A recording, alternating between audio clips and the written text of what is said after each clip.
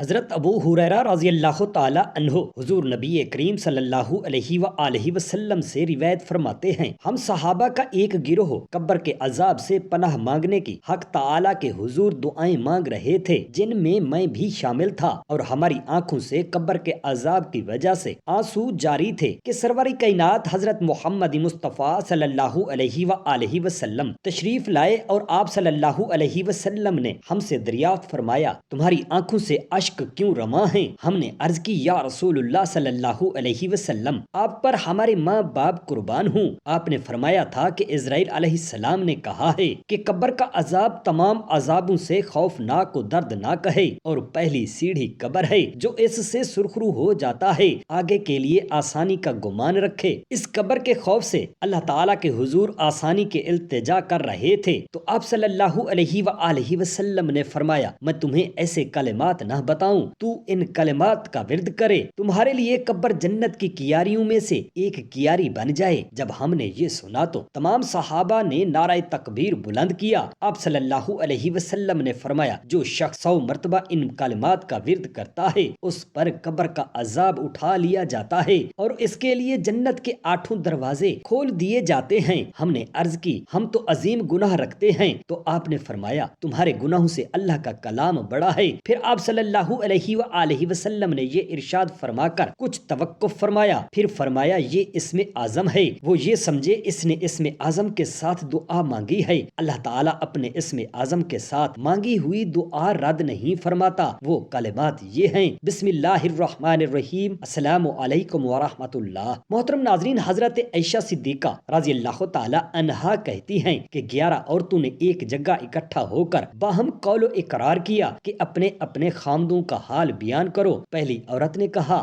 میرا خامد لاغر اونٹ کا گوشت ہے جو پہاڑ کی چوٹی پر رکھا ہے، راستہ بڑا کٹھن ہے، نہ چوٹی پر چڑھا جا سکتا ہے، اور نہ وہ گوشت عمدہ ہے کہ اس کے لانے کی خاطر مصیبت اٹھائی جائے۔ دوسری عورت نے کہا، میں اپنے خامد کی حالت ظاہر کرنے سے ڈرتی ہوں کہ اس تذکرے کے بعد میں کہیں اس کو چھوڑ ہی نہ بیٹھوں، اگر ذکر کروں تو بتاؤں گی کہ اس میں کیا عیب و ہنر ہیں، ضعف کی وجہ سے اس کے جسم میں جگہ جگہ گانٹھیں پیدا ہو گئی ہیں، اور ایسی 20 برائیاں ہیں۔ تیسری عورت بولی کہ میرا خامد لمبا تڑنگا ہے، اگر اس کی کیفیت بیان کروں تو طلاق ملتی ہے، اگر خاموش رہوں تو مجھے اس نے مفلس چھوڑ رکھا ہے۔ چوتھی عورت نے کہا کہ میرا خامد تہامہ کی رات کی طرح متوسط ہے، نہ زیادہ گرم نہ زیادہ ٹھنڈا، وہ ہمیشہ یکساں رہتا ہے، نہ زیادہ ڈرنا نہ بہت اکتانا۔ پانچویں عورت نے بیان کیا کہ میرا شوہر گھر میں آئے تو چیتا، باہر جائے تو شیر، شریف ایسا کہ گھر میں کچھ بھی ہو وہ باز پرس نہیں کرتا۔ چھٹی عورت نے کہا کہ میرا شوہر کھاؤ پکاؤ ہے، کھانے بیٹھے تو سب چٹ کر جائے، اور پینے بیٹھے تو سب صاف کر جائے، جب سوئے تو اکیلا ہی پڑا رہے، اور میری طرف ہاتھ بھی نہ بڑھائے کہ دکھ سکھ ہی پوچھ لے۔ ساتویں عورت نے کہا، میرا خامد گم کردہ راستے جیسا عاجز ہے، وہ سینے سے دبانے والا، اور عورت کا ہر عیب اس کے لیے عیب ہے، اس میں سب برائیاں ہیں، اگر اس کے سامنے بات کروں تو وہ میرا سر پھوڑ کر زخمی کر دے اور گہرا زخم لگا دے۔ آٹھویں عورت نے کہا، میرا شوہر ایسا ہے کہ جیسے خرگوش کا اختیار میں آ جانا، وہ نازک ہے، اس کی خوشبو ایسی کہ جیسے پھولوں کی خوشبو۔ نویں عورت نے کہا، میرا شوہر اونچی تعمیروں والا اور بہت سخی ہے،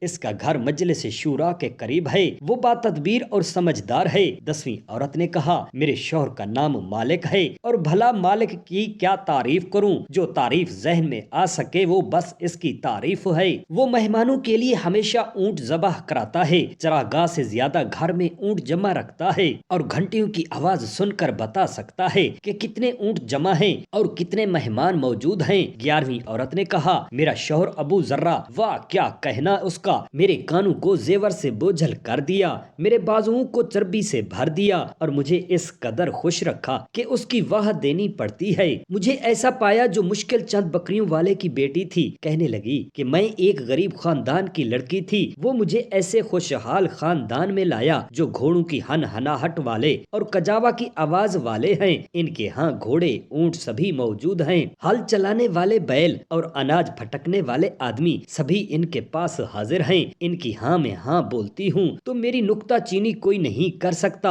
اور جب رات کو سوتی ہوں تو صبح کر دیتی ہوں، جب پانی پیتی ہوں تو نہایت اطمینان سے پیتی ہوں۔ ابو ذرہ کی کی ماں یعنی میری خوش آمدن ساس وہ بھی بہت لائق عورت ہے، اس کے صندوق دولت سے بھرے رہتے ہیں، اس کا گھر کشادہ اور اس کا بیٹا ابو ذرا خوب تر اس خوابگاہ جیسے کھجور کی شاخ کھینچنے کی جگہ ہوتی ہے، یعنی شریر جسم کا خوراک اس قدر کم کھاتا جیسے 4 ماہ کے بکری کے بچہ اپنی سوکن کے لیے ہر وقت بیسے غیظ و غضب، اس کی ملازمہ بھی قابل تعریف، دوسرے لوگوں سے کہہ کر ہماری باتوں کو نہ پھیلانے والی اور ہمارے ذخیرہ میں نقصان نہ کرنے والی، ہمارے گھر کو خس و خاشاک سے پاک کرنے والی۔ ایک دن ایسا ہوا کہ ابو ذرا باہر نکلا کہ اس سے دودھ نکلوایا جا رہا تھا اور اس میں سے مکھن نکالنے کی تیاری ہو رہی تھی۔ میں نے باہر نکل کر دیکھا کہ ایک عورت جس کے ساتھ چیتے جیسے 2 بچے ہیں جو اس کے زیر بغل 2 اناروں یعنی پستانوں سے کھیل رہے ہیں، وہ دونوں دودھ پی رہے تھے۔ اس عورت کو دیکھ کر ابو ذرا نے مجھے طلاق دے دی اور اس عورت سے شادی رچا لی۔ اس کے بعد مجبوراً میں نے ایک ایسے آدمی سے نکاح کر لیا جو تیز رو گھوڑے پر سوار تھا، خطی نیزہ رکھتا تھا، ہر قسم کے مویشیوں میں سے ایک ایک جوڑا ہر مویشی کا مجھے دیا اور کہا کہ اے ام ذرا خود کھاؤ اور اپنے عزیز و اقارب کو بھی ذخیرہ پہنچاؤ اور صدقہ و خیرات کرنے کی بھی اجازت دے دی اور بہت کچھ دیا، مگر یہ سب داد و علیش ابو ذرا کے ایک چھوٹے سے برتن کو بھی نہیں پہنچ سکتے۔ حضرت عائشہ رضی اللہ تعالی عنہا فرماتی ہیں کہ یہ تمام قصہ سن کر آپ صلی اللہ علیہ وآلہ وسلم نے فرمایا، میں بھی تیرے لیے ایسا ہوں جیسا کہ ابو ذرا ام ذرا کے ساتھ تھا، فرق صرف اتنا ہے کہ اس نے اپنی بیوی کو طلاق دے دی ہے اور میں نے طلاق نہیں دی، یعنی بیوی کے ساتھ ایسے ہی اچھی طرح زندگی بسر کرنا چاہیے۔ باحوالہ صحیح بخاری جلد سوم صفحہ نمبر 177۔ حضرت ابن عباس رضی اللہ تعالی عنہما سے مروی ہے کہ نبی کریم صلی اللہ علیہ وآلہ وسلم نے ارشاد فرمایا، جس رات مجھے معراج ہوئی، مجھے دوران سفر ایک جگہ سے بڑی بہترین خوشبو آئی۔ میں نے پوچھا جبرائیل یہ کیسی خوشبو ہے؟ انہوں نے بتایا کہ یہ فرعون کی بیٹی کی کنگھی کرنے والی خادمہ اور اس کی اولاد کی خوشبو ہے۔ میں نے پوچھا کہ اس کا قصہ تو بتائیے۔ انہوں نے کہا کہ ایک دن یہ خادمہ فرعون کی بیٹی کو کنگھی کر رہی تھی، اچانک اس کے ہاتھ سے کنگھی گر گئی، اس نے بسم اللہ کہہ کر کنگھی کو اٹھا لیا۔ فرعون کی بیٹی نے جب یہ سنا تو اپنی خادمہ کو کہنے لگی کہ اس سے مراد میرے والد صاحب ہیں۔ اس خادمہ نے کہا نہیں بلکہ میرا اور تیرا رب اللہ ہے۔ فرعون کی بیٹی نے کہا کہ میں اپنے والد کو یہ بات بتا دوں گی۔ اس خادمہ نے کہا کہ ضرور بتا دیجئے۔ فرعون کی بیٹی نے باپ تک یہ خبر پہنچائی تو فرعون نے خادمہ کو طلب کر لیا۔ جب وہ خادمہ آئی تو فرعون کہنے لگا، اے فلانن کیا میرے علاوہ بھی تیرا کوئی رب ہے؟ اس خادمہ نے کہا ہاں میرا اور تمہارا رب اللہ ہے۔ یہ سن کر فرعون غضبناک ہو کر حکم دیا کہ اس خادمہ کو عذاب دینے کے لیے تانبے کی ایک دیگ بنانے کا حکم دیا جائے اور اس میں تیل بھر کر خوب دہکایا جائے۔ اس کے بعد حکم دیا کہ اسے اور اس کی اولاد کو اس ابلتی ہوئی دیگ میں پھینک دیا جائے۔ خادمہ نے فرعون سے کہا کہ مجھے آپ سے ایک کام ہے۔ فرعون نے پوچھا کیا کام ہے؟ اس نے کہا میری خواہش ہے کہ جب ہم جل کر کوئلہ ہو جائیں تو میری اور میرے بچوں کی ہڈیاں ایک کپڑے میں جمع کر کے دفن کر دینا۔ فرعون نے کہا یہ تمہارا ہم پر حق ہے، ہم ایسا ہی کریں گے۔ اس کے بعد فرعون نے پہلے اس کے بچوں کو اس دیگ میں جھونکنے کا حکم دیا، چنانچہ اس کی آنکھوں کے سامنے اس کے بچوں کو ایک ایک کر کے اس دہکتے ہوئے تنور جیسی دیگ میں ابلتے ہوئے تیل میں ڈالا جانے لگا، یہاں تک کہ جب اس کے شیر خوار بچے کی باری آئی تو وہ اس کی وجہ سے ذرا ہچکچائی۔ یہ دیکھ کر اللہ تعالیٰ کی قدرت اور معجزے سے وہ شیر خوار بچہ بولا، اما جان بے خطر اس میں کودنا چاہیے کیونکہ دنیا کی سزا آخرت کے عذاب سے ہلکی ہے، چنانچہ اس نے اس میں چھلانگ لگا دی۔ حضرت ابن عباس رضی اللہ تعالی عنہ نے فرمایا ہے کہ 4 بچوں نے بچپن شیر خوارگی میں کلام کیا۔ حضرت عیسیٰ علیہ السلام نے، جرید کے واقع والے بچے نے، حضرت یوسف علیہ السلام کے گواہ بچے نے اور فرعون کی بیٹی کی کنگھی کرنے والی خادمہ کے بیٹے نے۔ باحوالہ مسند احمد جلد 4۔ حضرت عائشہ صدیقہ رضی اللہ تعالی عنہا روایت کرتی ہیں کہ ایک عورت مانگنے کے لیے آئی، اس کے ساتھ اس کے 2 بیٹے تھے۔ حضرت عائشہ رضی اللہ تعالی عنہا نے 3 کھجوریں ان کو کھانے کے لیے دے دی تو ماں نے ایک ایک کھجور دونوں بیٹوں کو دے دی اور تیسری کو کھانے کے بجائے اپنے ہاتھ میں کر لیا۔ جب دونوں بچے اپنے حصے کی کھجوریں کھا چکے تو اس ماں نے اپنی کھجور کے 2 حصہ کیے، ایک حصہ ایک بیٹے کو اور دوسرا آدھا حصہ دوسرے بیٹے کو دے دیا۔ حضرت عائشہ رضی اللہ تعالی عنہا بڑی حیران ہوئی تو نبی کریم صلی اللہ علیہ وسلم کی خدمت میں عرض کی تو حضور اقدس صلی اللہ علیہ وآلہ وسلم نے فرمایا کہ یہ ماں کی محبت محبت ہے، سارے لوگوں کو کھا کر مزہ آتا ہے اور ماں کو کھلا کر مزہ آتا ہے۔ یہی وجہ ہے کہ ماں سے زیادہ پیارا رشتہ اس دنیا میں کوئی نہیں۔ یہ وہ محبت ہے جو دکھانے اور بتانے کی نہیں ہے، بلکہ یہ تو ایک آسمانی تحفہ ہے۔ ماں پہلے کھلاتی ہے، بعد میں کھاتی ہے، پہلے پلاتی ہے، بعد میں پیتی ہے، پہلے سلاتی ہے، بعد میں سوتی ہے۔ خود ہزار تکلیفوں میں ہو مگر بچے کی ایک تکلیف بھی برداشت نہیں کرتی۔ جب پریشانی ہو،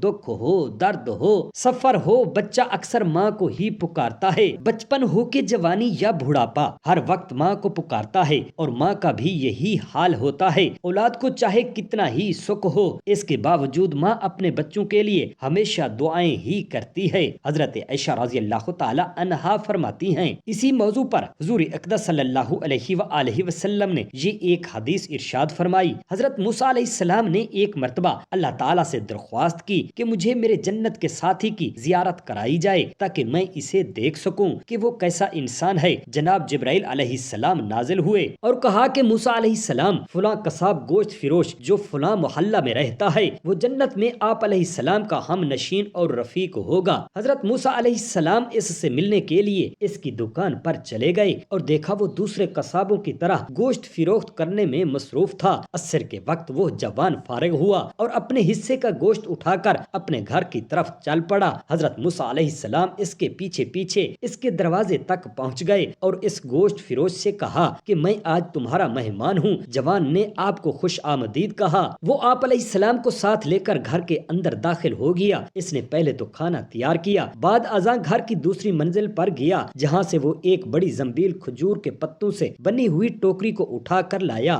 حضرت موسیٰ علیہ السلام نے دیکھا کہ اس زنبیل میں ایک بوڑھی عورت تھی۔ جوان نے اس عورت کو زنبیل سے نکالا، اسے اپنے ہاتھوں سے نہلایا، بعد ازاں اپنے ہاتھوں سے اس بڑھیا کو بڑے پیار سے کھانا کھلایا۔ پھر اس نے بڑھیا کو زنبیل میں لٹایا اور اسے سابقہ مقام پر رکھنے کے لیے اٹھا تو اس عورت نے کچھ کلمات ادا کیے جو کہ بڑھاپے کے باعث قابل فہم نہ تھے، یعنی کہ سمجھ نہ آ رہے تھے۔ بعد ازاں جوان موسیٰ علیہ السلام کے لیے طعام لایا۔ حضرت موسیٰ علیہ السلام نے جوان سے پوچھا کہ اس عورت سے تمہارا کیا تعلق ہے؟ جوان نے بتایا کہ یہ میری بوڑھی ماں ہے اور میں مالی طور پر کمزور ہوں، اپنی ماں کی خدمت کے لیے نوکرانی کا انتظام نہیں کر سکتا، اس لیے میں خود ہی اس کی خدمت کرتا ہوں۔ حضرت موسیٰ علیہ السلام نے پوچھا کہ تمہاری ماں کھانا کھانے کے بعد کیا کہہ رہی تھی؟ جوان نے جواب دیا کہ میری ماں دعا کر رہی تھی کہ جب بھی میں ماں کو نہلاتا یا کھلاتا ہوں تو وہ ہمیشہ مجھے دعا دے کر کہتی ہے اللہ تیری مغفرت فرمائے اور بروز قیامت تجھے جنت میں حضرت موسیٰ علیہ السلام کا ہم نشین و رفیق بنائے اور وہ جنت میں اسی درجہ میں جگہ عطا فرمائے جہاں حضرت موسیٰ علیہ السلام ہوں۔ حضرت موسیٰ علیہ السلام نے فرمایا اے جوان، تجھے خوشخبری ہو،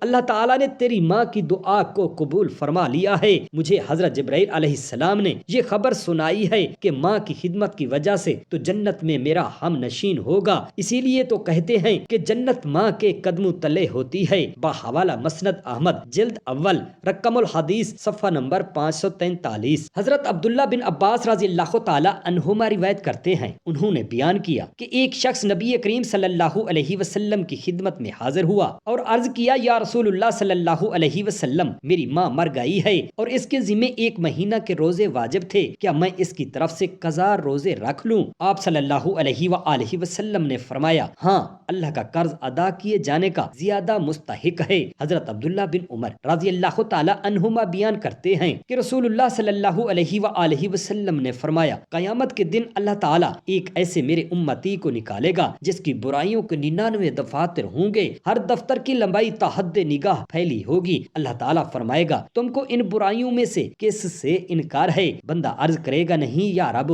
مجھے ان برائیوں میں کسی سے انکار نہیں، یعنی جیسا میں نے گناہ کیا فرشتوں نے بلا کسی کمی بیشی کے لکھ دیا۔ اللہ تعالیٰ فرمائے گا تیرے پاس کوئی عذر ہے؟ عرض کرے گا یا رب میرے پاس کوئی عذر نہیں ہے۔ اللہ تعالیٰ فرمائے گا کیوں نہیں؟ تیری ایک نیکی ہمارے پاس ہے، آج تمہارے اوپر ظلم نہیں ہوگا۔ پھر کاغذ کا ایک پرچہ نکالا جائے گا جس پر اشہد ان لا الہ الا اللہ و اشہد ان محمدن عبدہ و رسولہ لکھا ہوگا۔ حکم ہوگا جا اس کا وزن کروا لے۔ بندہ عرض کرے گا مولا یہ چھوٹا سا پرچہ میرے اتنے بڑے گناہوں کے ان 99 دفتروں کے مقابلہ میں کیا حیثیت رکھتا ہے؟ ارشاد ہوگا آج تم پر ظلم نہیں ہوگا۔ رسول اللہ صلی اللہ علیہ وآلہ وسلم نے فرمایا کہ اس بندے کے گناہ کے تمام دفاتر ایک پلڑے میں رکھ دیے جائیں گے اور کاغذ کا وہ پرچہ دوسرے پلڑے میں رکھا جائے گا تو کاغذ کا ٹکڑا والا پلڑا گناہوں کے تمام دفتروں والے پلڑے پر بھاری ہو جائے گا۔ وہ شخص عرض کرے گا یا رب اس پرچے کی اتنی حیثیت ہے؟ ارشاد ربانی ہوگا کہ اس کاغذ پر کلمہ توحید و رسالت لکھا ہوا ہے اور کلمہ طیبہ سے بھاری کوئی چیز نہیں ہے۔ بحوالہ کنز الاعمال صحیح بخاری جلد اول میں حضرت ابو ہریرہ رضی اللہ تعالی عنہ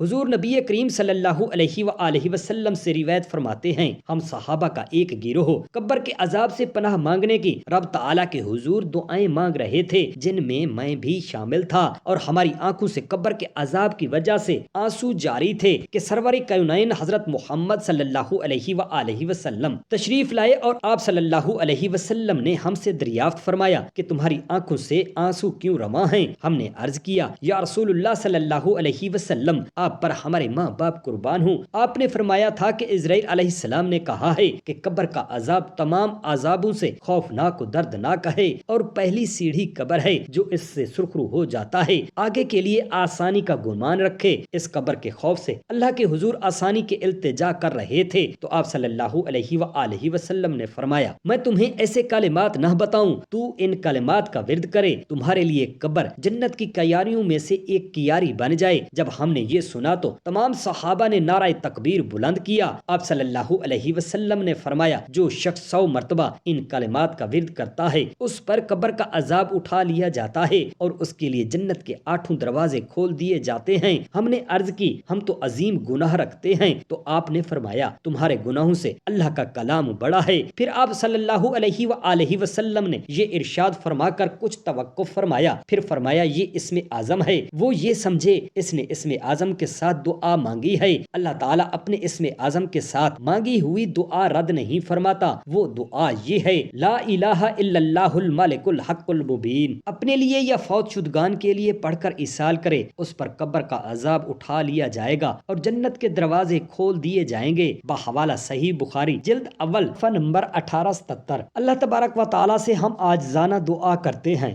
ہم تمام مسلمان بہن بھائیوں کو صلہ رحمی کرنے والا بنائے اور آپ صلی اللہ علیہ وآلہ وصحابہ وسلم کے احکامات مبارک پر عمل کرنے والا بنائے، آمین یا رب العالمین۔ جزاک اللہ خیرا کثیرا۔